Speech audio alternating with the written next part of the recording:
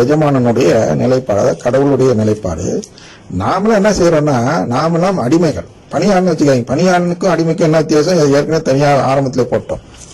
அறிமுகத்துல பணியாளனா அவனுக்கு சம்பளம் இருக்கு, அடிமைக்கு சம்பளம் கிடையாது. என்ன அந்த சம்பளத்தை வித்தியாசம்னா, இந்த பிரேஸ் லாட் குழுக்கள் என்ன செய்கிறார்கள் என்றால், நம்மளுக்கு சம்பளமாக தான் எது கிடைக்குது, மோட்சம் கிடைக்கிறது என்று போதிக்கிறார்கள். நம்மளுக்கு சம்பளம் எல்லாம் கிடையாதுங்க, நாமெல்லாம் அடிமைகள்.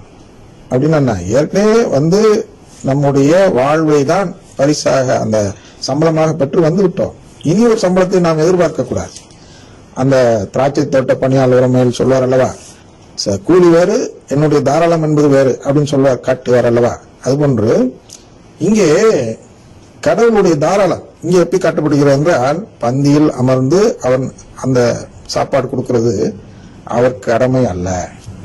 போய் அவன்கிட்ட கேட்க முடியாது, எஜமானன்ட்ட ஒரு அடிமை போய் கேட்க முடியாது, நான் உழைச்சிட்டு வந்திருக்கேன், நான் இப்ப உட்காந்து சாடுவேன், நீ எனக்கு பரிமாறணும் அப்படின்னு அடிமை முதலாளிகிட்ட கேட்க முடியுமா?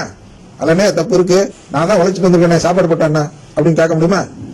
அப்படிதான் கேட்க வைக்கிறாங்க இந்த பிரேஸ் லாட் குழுக்கள். அதுல என்ன தப்பு இருக்கணும்? ஐயா, நாமெல்லாம் கடவுளுடைய அடிமைகள்.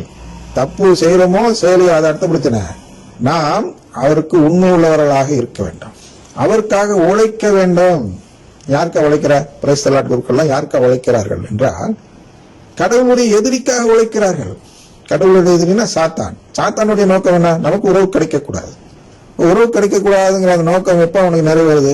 நாம் இந்த உறவை கேட்காமல் இருந்தாலே அவனுக்கு நிறைவேறிடுது. நான் தப்பு செஞ்சாதான் கிடையாது, அதெல்லாம் பழைய டெக்னிக் சாத்தானுடையது. இப்ப உள்ள புது டெக்னிக் 1965 அப்புறம் அவன் கையாளும் டெக்னிக் என்ன என்றால், நீ தப்பு செய்வனாப்பா, நல்லவனாவே இருப்பா, புனிதன் போல வாழ்ப்பா, அது எனக்கு பிரச்சனை இல்லை, ஆனால் உறவு கேட்காமல் இரு.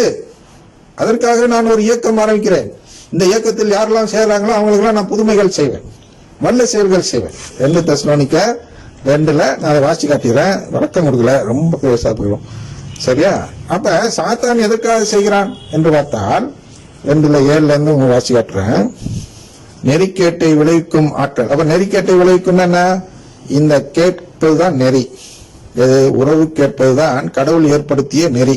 நெறி கேடுனா அந்த பிரேஸ் லாட் ஃபாதர்ஸ் செய்யறாங்க இல்லையா, நீ தப்பு செய்யலனாலே மோட்சம் கிடைக்கும், அதான் நெறிக்கேடு. நெறினா நீ கேட்டாதான் கிடைக்கும்னு சொல்லணும், கேட்கணும்னா மரிய வாழ்க்கை சொல்லி கொடுக்கணும். அவன் தான் நல்ல ஒரு ஆள். அதாவது இந்த நெறிக்கேட்டை விளைவிக்காத ஒரு நபர், ஒரு குரு. அப்ப மரிய வாழ்க்கைலாம் சொல்ல வேண்டாம், நீ பிரேஸ் லாட் சொல்லுன்னு சொன்னா அவர் நெறிக்கேட்டை விளைவிக்கும் ஆற்றலில் ஒருவராக செயல்படுகிறார், இல்லாட்டி நெறிக்கேட்டை விளைவிக்கும் ஆற்றலுக்காக செயல்படுகிறார். அப்ப யாருக்கு? சாத்தானுக்காக. வாசி முடிச்சிடறேன், அப்புறம் திருப்பி வரேன். நெறிக்கேட்டை விளைவிக்கும் ஆற்றல் ஏற்கனவே மறைவாக செயல்பட்டு வருகிறது. இது இப்ப இல்ல, பக்க காலத்துல இருந்தே இருக்கிறது. காயின்ல இருந்து பார்க்கிறோம்ல. என்ன நெறிக்கேடு? தப்பு செய்யலனாலே மோட்சம் கிடைக்கும் அப்படிங்கிறது ஒரு தவறான நம்பிக்கை. இந்த தவறான நம்பிக்கை தொடக்க காலத்துல இருந்தே இருக்கு. சரியா? அப்ப மறைவாக செயல்பட்டு வருகிறது. அப்ப தொடக்கத்துல 1965 முன்பு இது மறைவாக தான் செயல்பட்டு வந்தது. இப்ப ஓப்பனா அடிக்கிறாங்க, இது அருங்குடைய என்ற பேர்ல. ஆனால் அது இதுவரை தடுத்து வைத்திருப்பது அகற்றப்படும் வரை அது இப்படியே செயலாற்றிக் கொண்டிருக்கும். அது இந்த மறைபொருள் அகற்றப்படும் வரை, அதாவது நற்கருணையில் உண்மையிலே இயேசு இருக்கிறார், அவர் மூலமாக மட்டும்தான் மீட்பு என்றெல்லாம் உள்ள ஒரு அந்த மறைபொருள் என்றெல்லாம் தெரியாமல் இப்பொழுது மறைபொருளாக இருப்பது அகற்றப்பட்டு வெளிப்படும் வரை அது இப்படியே செயலாற்றிக் கொண்டே இருக்கும். பின்னரே நெறிக்கெட்டவன் தோன்றுவான். நெறிக்கெட்டவன் சொன்ன அயோக்கிய ஆவி தான் அருங்குடைய இயக்கம். அந்த ஆவிதான் இந்த நெறிக்கெட்டவன். என்ன நெறிக்கெட்டவன்? நீ தப்பு செய்யலன்னா உனக்கு மோட்சம் அப்படிங்கிற ஒரு தவறான வழியை சொல்லிக் கொடுப்பவன். அதில் கடைபிடிப்பவர்கள் தான் இந்த நெறிக்கேட்டில் கடைபிடிப்பவர்கள். சரியா? பின்னரே நெறிக்கெட்டவன் தோன்றுவான். அவன் தான் நெறிக்கெட்டவன். ஆண்டவர் தம் வாயினாலே ஊதி அவனை ஒழித்து விடுவார். அதை பின்னாடி அவர் வரும்பொழுது அவர் ஒழித்துவார். அவர் வரும்போது அவரது தோற்றமே அவனை ஒழித்துடும். ஏதோ யாருடைய தோற்றம்? ஏதோ வல்லமையா இயேசு இறங்கலாம் இருக்காதீங்க.